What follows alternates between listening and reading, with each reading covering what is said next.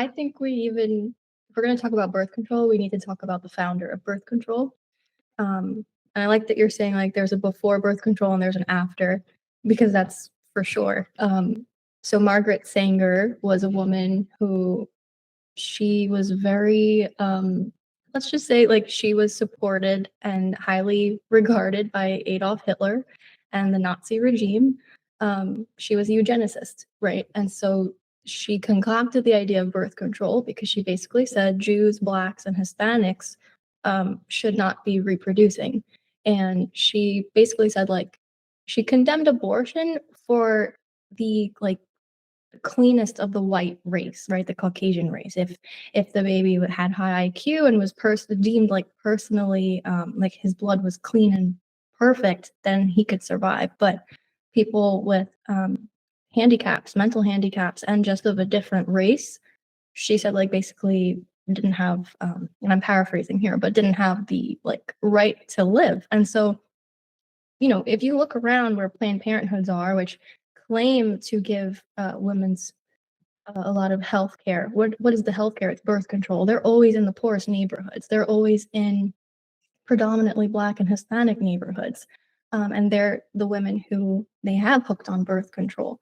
And, she wrote a lot about, like, I forgot how she phrased it, but like the poor people like shouldn't be reproducing. And she wrote about the Black people in the South and how I think she said like they were breeding like irresponsibly. And so she was just a very horrible woman.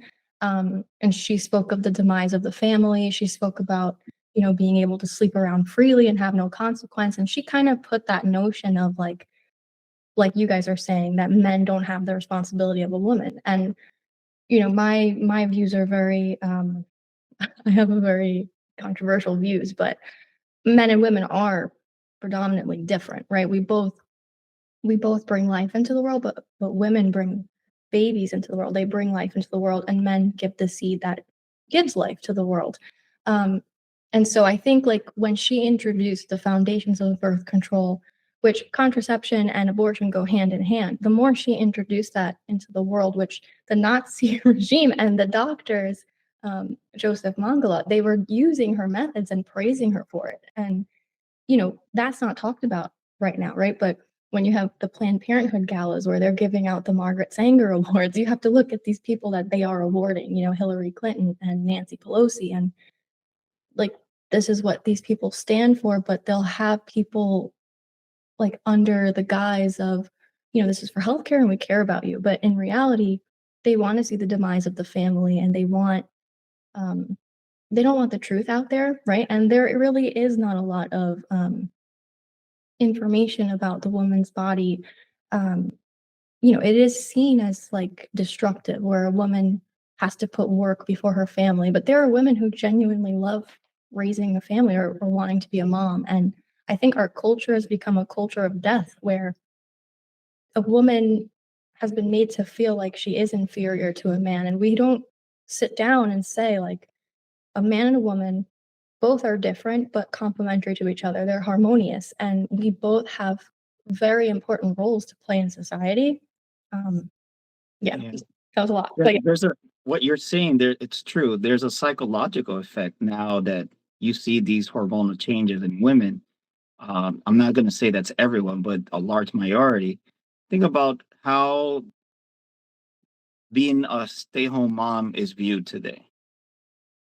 Is it seen as somebody that is productive, somebody that's highly regarded? No, correct? We can agree to that.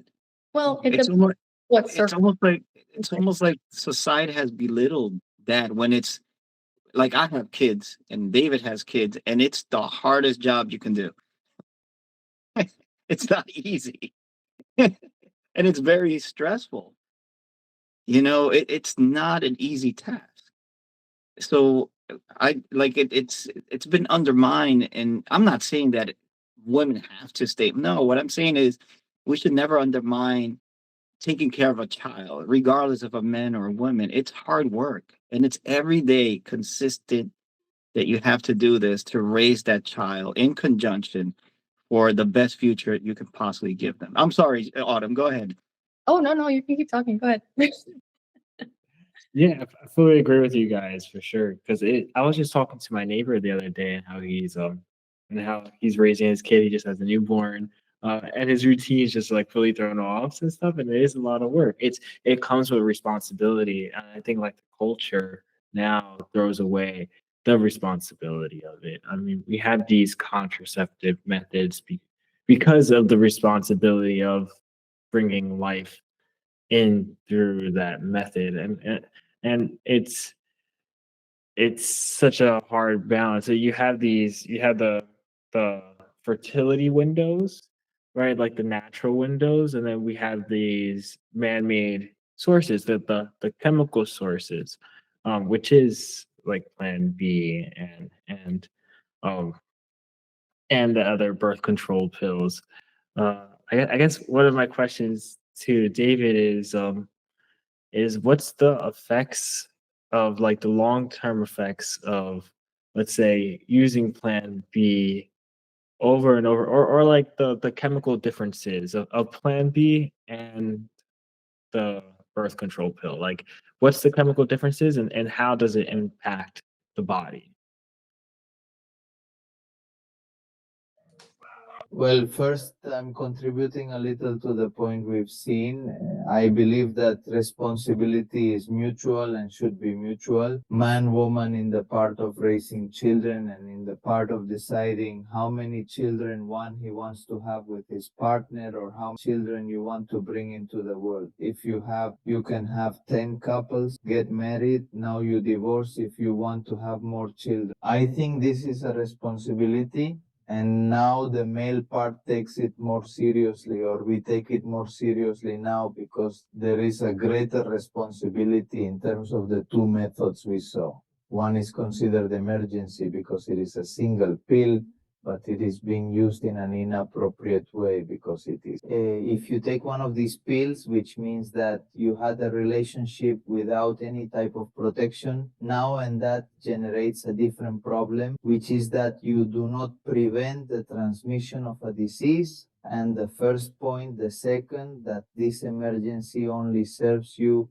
for the moment, for that moment, that encounter. Because if there the next day and you have a meeting with the same person or with another, this one is no longer useful to you because the effect lasts 15 hours. So if it's past 3 p.m. and you have another encounter without protection, you can get pregnant. And again, if this person takes this emergency and that is no longer another emergency. And again, you load your body, your organ with a high amount of hormones that in the end can be complicated in a later life. So you have to know how to differentiate what an emergency is, because if you have already taken one, you are not going to take another after 20 hours. Let's put it this way, because or K for a C, and that's why you took it. Well, after 15 hours, you could have used any other method of contraception. So not doing good treatment can generate hormonal problems. This woman may have alterations in her menstrual cycle, headaches, nausea, vomiting, dizziness. We don't know if there will be any problems later within her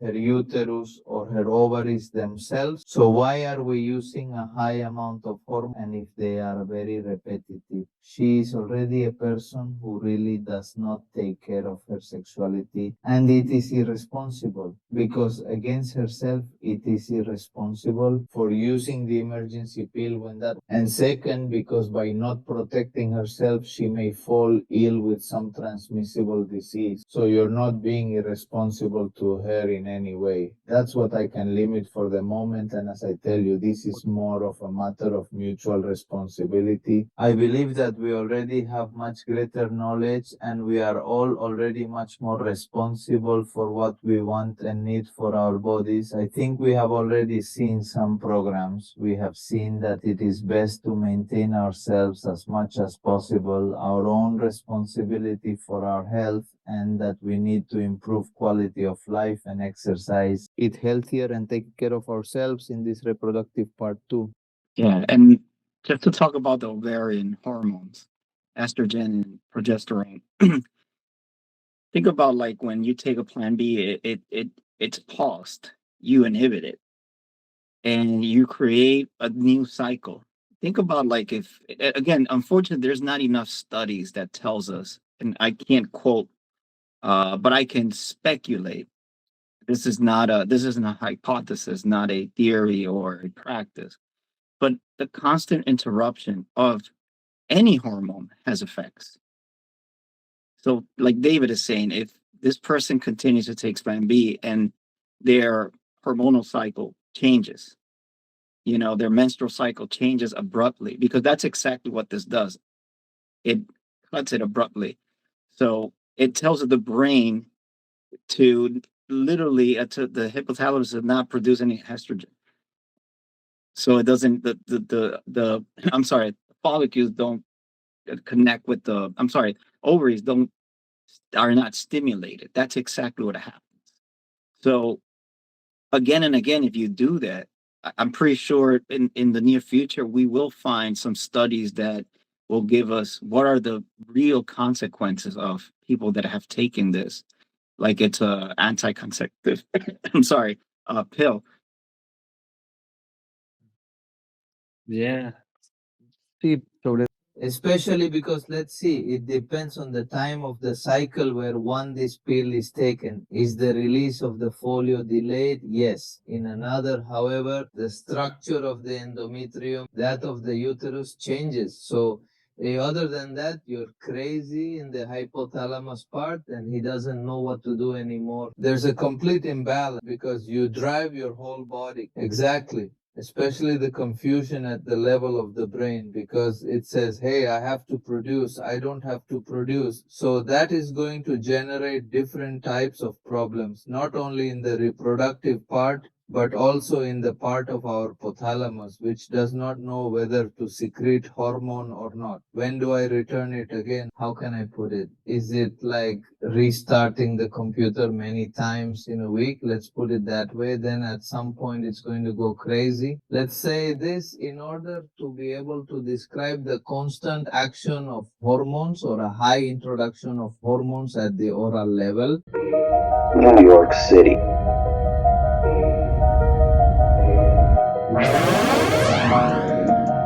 There's so much more beyond the walls. Let's explore. I'm a beast. You know I'm a beast. Welcome to the feast. My whole team off the leash. We don't know defeat. Everybody eat. Hey, you know I'm a beast. You know I'm a beast.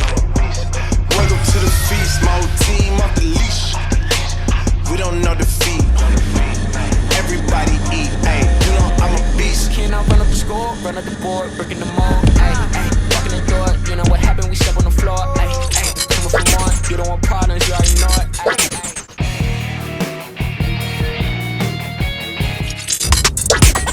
ay. Maestro style, cosmic call.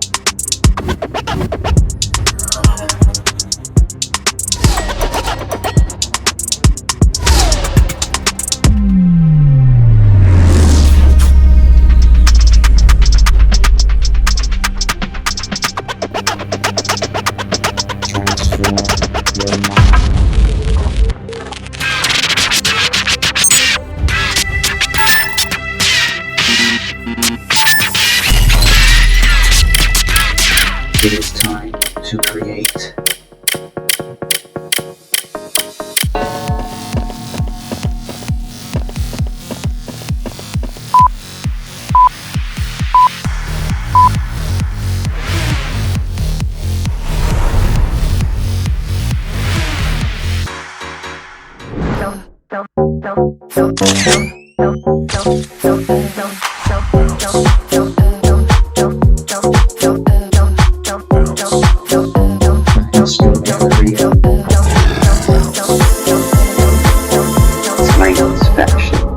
Everywhere.